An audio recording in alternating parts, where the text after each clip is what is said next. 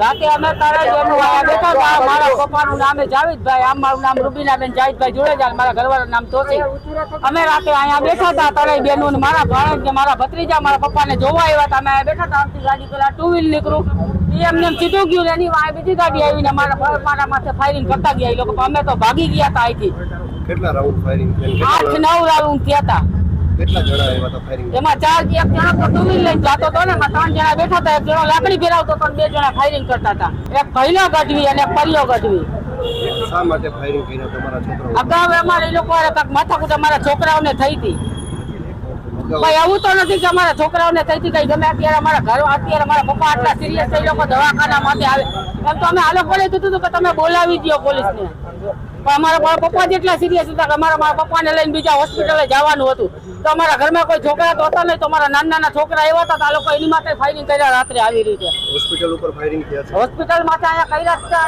સામે જ ઉભા કરતા હતા નામી શેરીમાં એટલા કર્યા. પછી અમારા છોકરા તો ભાગી જ ગયા. ફાયરિંગમાં કોઈ ઈજાગ્રસ્ત થયું છે? ના, ઈજાગ્રસ્ત કોઈને નથી થઈ. ખાલી ડરાવવા માટે એક જણા માથે ગાડી ચડાવી દીધી હતી વાંકને એ લોકોએ. પણ એ છોકરો ક્યાં વયો ગયો એની ખબર. પોલીસ ફરિયાદ તમે કરવાના?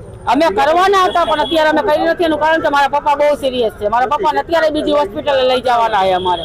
રાજકોટ ખાતે મંગળા મેઇન રોડ ખાતે પ્રગતિ હોસ્પિટલ નજીક આજ રોજ રાત્રિના 3:30 વાગ્યાની આસપાસ ફાયરિંગની ઘટના બનેલ, જે અંગે કોઈ વ્યક્તિ દ્વારા ફરિયાદ જાહેર કરવામાં આવેલ નથી, તેમજ કોણે ફાયરિંગ કર્યું તે પણ જાહેર થયેલ નથી. આ બાબતે ખાનગી રાહે બાતમી મળેલ, જે અંગે હાલમાં પોલીસની તપાસ ચાલુ છે અને તે અંગે સીસીટીવી ફૂટેજ વગેરે પણ ચેક કરવાના ચાલુ છે. ના, કોઈ ઈજાગ્રસ્ત એવું કોઈ હાલમાં જાણવા મળેલ નથી.